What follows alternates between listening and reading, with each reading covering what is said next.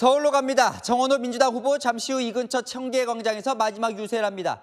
오세훈 국민의힘 후보는 신촌에서 파이널 유세를 합니다. 정 후보는 하나씩 착착 옷을 입고 오 후보는 글로벌 탑3 도시 옷을 입고 한 표를 호소했습니다.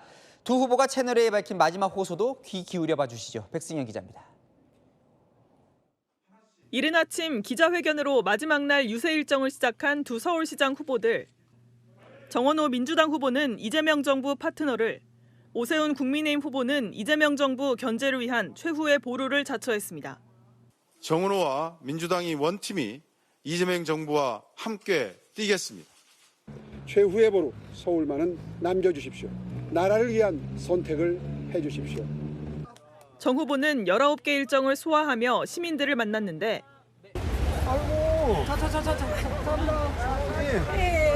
고등학교 선생님 가족과 조우하기도 했습니다.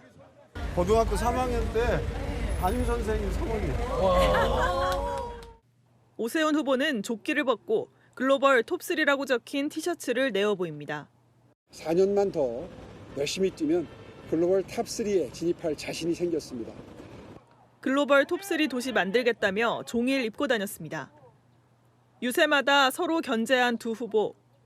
10년 무능, 무책임, 무사한 일, 오세훈 후보 바꾸고 일 잘하는 시장을 세울 수 있습니다. 여러분 도와주십시오. 서울시가 준비되지 않은 초보 운전자의 연습 코스 되셔야 되겠습니까? 채널A에 밝힌 서울 시민들을 향한 마지막 호소입니다. 강국하게 호소드립니다. 투표해 주십시오. 서울시장 바꿔주십시오. 열심히 일하겠습니다.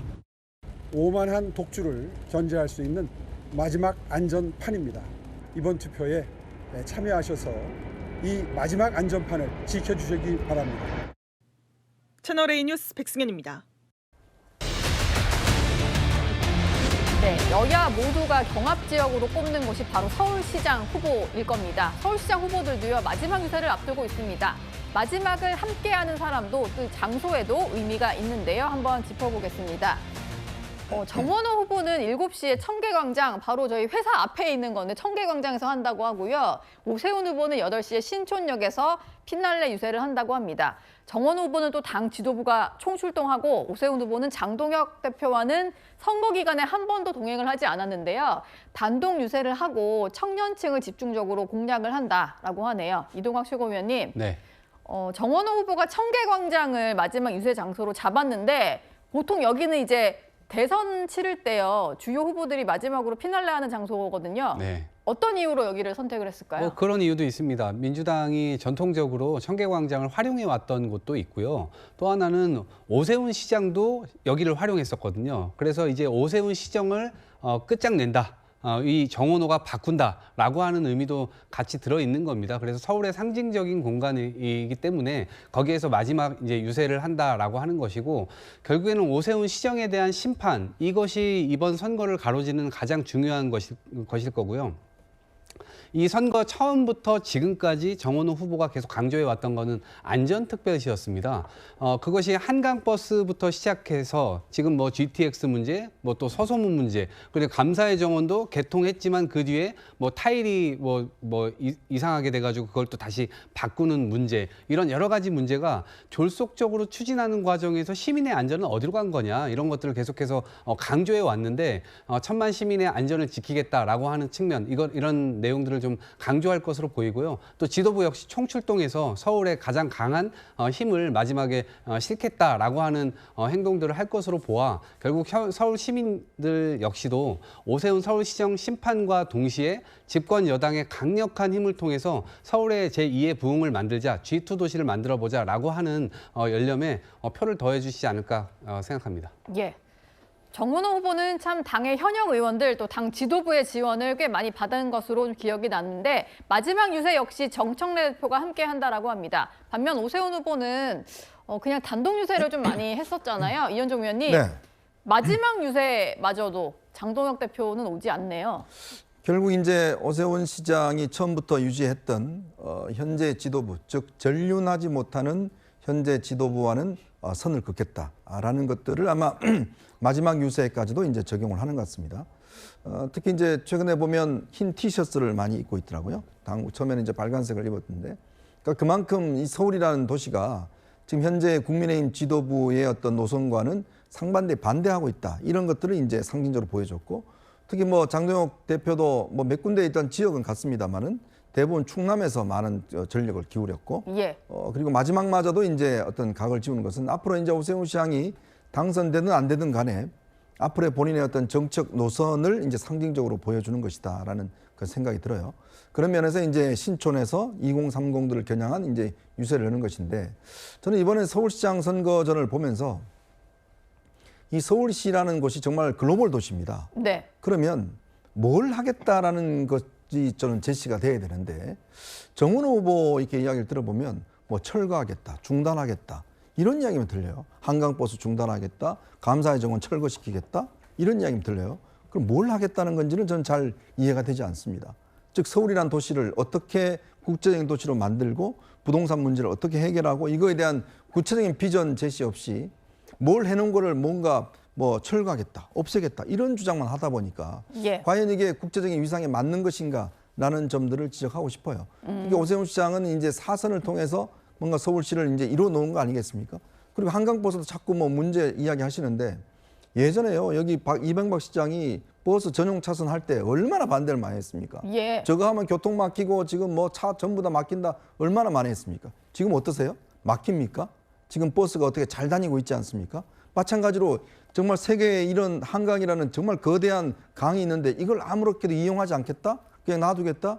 근데 단지 어떤 안전 문제로 그냥 중단하겠다? 이렇게 이야기를 하면 과연 이게 제대로 이용하는 걸까요? 뭔가 도전하는 사람과 그리고 뭘 없애겠다는 사람과, 저는 이 두 양면에서 서울 시민들이 어떤 선택을 할지가 주목된다고 할 수 있겠습니다. 예. 뭐 정원 후보도 무조건 다 없애겠다 뭐 이것만 공약에 있지는 않을 것 같은데요. 선거가 하루 앞으로 다가온 만큼 두 후보의 신경전도 더 격화되는 상황입니다. 정원호 후보는 10년간의 무능을 심판하겠다. 오세훈 후보는 초보 운전자에게는 맡길 수 없다. 이렇게 반격에 나섰습니다. 우리 시민들께서는 정정당당하게 선거를 치르는 후보를 원하고 있습니다. 그런데 처음부터 끝까지 흑색 비방 네거티브 후보 시민들께서 용납하지 않을 겁니다.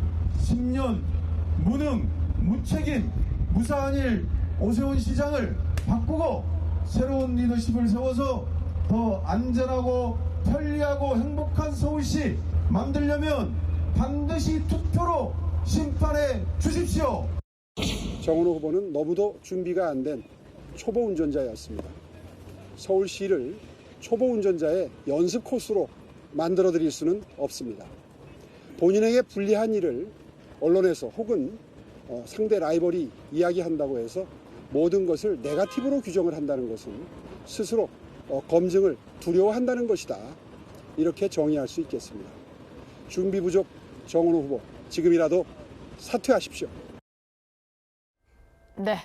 정원호 후보는요, 무능과 무책임, 무사한 일, 산무를 거론을 하면서 10년간의 무능을 심판해야 된다, 이렇게 얘기를 했습니다. 최지문 교수님, 민주당 입장에서는 이제 오세훈 후보가 이제 연달아서 연임을 했고 지금까지 왔고 이제 다 따져보면 사선을 했던 서울시장이니까 그때 것들을 다 하나하나 끄집어내서 실정을 했다, 뭐 이런 얘기를 하고 있는 상황이잖아요. 그러니까 오세훈 후보가 시장을 하면서 특별히 성과를 낸 부분이 뭐가 있냐 이런 거죠. 한마디로 얘기하면 안전 문제는 최근에 불거진 문제이긴 하지만 그 문제도 큰 문제죠. 서울 시민의 안전과 그 생명을 지키는 게 서울시장으로서 중요한 역할 아니겠어요? 그런 부분들에 의심이 생기고 문제가 있다고 하면 그 부분은 문제를 크게 삼아야 된다고 생각해요. 예.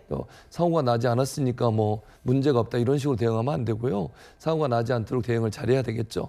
그리고 오세훈 시장이 이제 하면서 여러 가지 뭐 예를 들면 그 부동산 문제 같은 경우도 그렇고 한강버스 문제도 아까도 언급을 하셨습니다만 사고가 여러 번 났잖아요. 그리고 그게 버스로서 역할을 하기는 좀 어려움이 있는 부분도 분명히 있고요. 그런 부분들을 지적을 하는 거예요. 그리고 실제로 그러면 서울 시민들에게 뭔가 정말 눈에 띌 만큼의 뭐 이명박 전 대통령 뭐 청계천 개발인지 버스 전용선 이런 것들은 눈에 띄게 딱 오잖아요. 예. 실질적으로. 근데 그런 부분들이 오세훈 후보가 시장을 하시면서는 특별히 나오는 게 없다고 봐요. 그래서 그런 부분에서 문제를 제기하는 거예요. 그리고 이제 정원호 후보가 뭐 그 초보자라고 말씀을 하시는데 오세훈 후보는 정원호 후보는 구청장으로서 오랫동안 일을 했던 사람이고 성과도 많이 낸 분이에요. 그렇기 때문에 초보 운전자라고 볼 수는 없습니다. 뭐 시정을 안 했으니까 구청장을 했으니까 문제다 이렇게 얘기하시면 안 된다고 저는 보고요. 네. 그래서 그런 부분에 있어서는 뭐 업무를 추진하는 과정에서 정원호 후보가 제대로 못할 거다 저는 그렇게 보진 않고 아마 이제 민주당 입장에서는 오세훈 후보가 지금까지 시장을 하면서 특별히 눈에 띄는 성과가 없는 부분들 이런 부분들을 지적하면서 얘기하는 것 같습니다. 예. 토론회를 사실 서울시장 후보들은 한 번밖에 못했습니다. 그러다 보니까 제대로 검증이 안 됐다라는 게 오세훈 후보 측 입장인 것 같은데요. 윤기찬 부위원장님, 그러다 보니까 오늘 선대위에서 입장을 내서 5대 의혹을 정리를 다시 하고 여기에 대해서 좀 추가로 설명해라 뭐 이런 얘기를 하더라고요. 이제 저 5대 의혹은 반드시 설명을 해야 되는 것이 민간인일 때 있었던 의혹들이 아니에요. 뭐 칸쿤 출장, 소위 고액 후원자에 대한 뭐 특혜 제공 이런 부분들은 또 폭행 부분도 마찬가지입니다. 경찰 폭행 부분도 다 공무원 신분일 때 있었던 거기 때문에 공직 후보자로서 적합한지 여부에 대해서 당연히 유권자가 알 권리를 갖고 그 알 권리 정보 제공 차원에서 당연히 얘기를 해야 돼요. 예. 근데 그냥 저건 네거티브다 이렇게 하시면 안 되는 부분이고 또 하나 성과 부분 얘기하시면 실제 박원순 시장의 3선을 먼저 심판하고 오셔야 돼요. 그때 가장 큰 주택 문제가 389개의 정비구역이 해제됐잖아요. 그 바람에 아직까지 이렇게 허덕이는 거 아니겠어요? 그것부터 심판하고 그다음에 오세훈 시장에 대해서 당신은 왜 또 보다 적게 했냐라고 문제 제기를 하면 이해를 하겠어요. 근데 박원순 시장의 그런 행위에 대해서 심판하지 않고 오세훈 시장이 그걸로 인해서 지금 느려진 건데 좀 오세훈 시장의 모든 책임으로 떠넘기게 되면 그건 뭔가 불합리한 거 아닌가요? 그다음에 정원호 후보의 성과 말씀들을 하시는데 그럼 행동 7구역 이거 준공 왜 안 되고 있습니까? 이건 분명히 본인 측 실수 아닌가요? 그럼에도 불구하고 그걸 잘했다고 하시면 어떡합니까? 또 하나는 심판하신다고 하는데 오세훈 시장의 상당 부분을 계승한다고 어디 언론 인터뷰 하시더라고요. 심판할 분이 정책을 계승합니까? 말도 안 되는 거고 이미 오세훈 시장이 하고 있는 거를 본인도 하겠다는 게 저는 정원호 후보의 공약의 대부분이라고 생각을 해요. 그런데 아직까지 주택이라 예를 들어서 뭐 이재명 정부의 주택 정책과 어긋나는 부분에 대해서 저희가 그렇게 해명하라고 말씀드려도 해명하지 않고 있습니다. 그러니까 대출 규제로 인해서 집 갖고 있는 사람이 재건축이 늦어지고 하는 부분에 대해서 어떻게 이 엇박자를 어떻게 해결하겠느냐 여기에 대한 해명이 없어요. 그러니까 이런 것들이 오히려 저희가 볼 때 초보로 인식하는 것이지 저번에 성동구청장 3선을 했다고 해서 익숙하다 이렇게 보는 것은 저는 어불성설이라고 봅니다. 예. 서울시장 후보들의 배우자들도요, 조용히 현장을 다니고 있습니다. 오늘도 마지막 유세 열심입니다. 1번 부스 중에서 원하는 부스, 1번 부스를 체험해 주시고 아줌마보다 훨씬 낫다.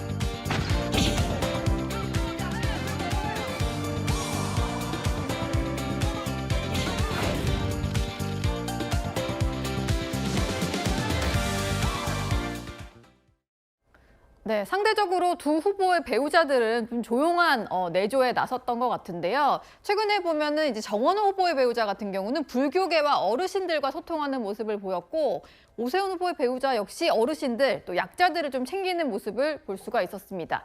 이동학 최고위원님, 네. 여기 배우자들 같은 경우도 초반에는 좀 같이 등장을 하다가 그 이후에는 비공개로 되게 조용히 내조를 하더라고요. 그러니까 일종의 뭐 이렇게 전술이죠. 그냥 그렇게 굳이 뭐 배우자가 나서야 되냐. 왜냐하면 저희가 전직 정부 운영을 할 때 윤석열 전 대통령과 김건희 여사의 건을 봤기 때문에 실제로 배우자가 정치인도 아닌데 왜 이렇게 앞에 나서가지고 자기 사진 찍고 자기 메시지 내고 도대체 왜 이렇게 하냐라고 이해할 수 없는 대목들이 많았잖아요. 이제 그런 것과 이미지가 연루되면 안 된다라는 생각도 아마 양측 후보 캠프 측에서 있었을 것이고 초반에 여러 가지 오세훈 후보 측에서 네거티브하는 과정에서 이 정원호 후보가 마치 뭐 어떤 연분설이 있는 것처럼 막 그런 것들을 하면서 실제로 사모님 얼굴도 노출되고 이러면서 일종의 커뮤니티 같은 데서는 받지 말아야 될 공격까지 엄청나게 받았거든요. 예. 근데 그거는 정치적으로 굉장히 안 좋은 거였어요. 그래서 그런 행동들이 나오지 않도록, 그러니까 제3의 피해자가 나오지 않도록 하는 것들은 그냥 양 캠프에서는 굉장히 조심해야 된다라는 생각을 갖고 있고요. 후보자 중심으로 후보자가 정치인인 만큼 국민들 앞에, 시민들 앞에 책임지겠다는 자세 이런 것들을 보여주는 것이 중요하고요. 또 이 배우자의 경우는 어쨌든 남편이 나서고 있으니까 뜻을 세우고 나서고 있으니까 거기에 열심히 돕겠다라는 정도만 해도 유권자들께서는 충분히 그런 점들을 평가하지 않을까 싶습니다. 예. 마지막 피날레 유세를 앞두고 있는 서울시장 후보들 얘기 만나봤습니다.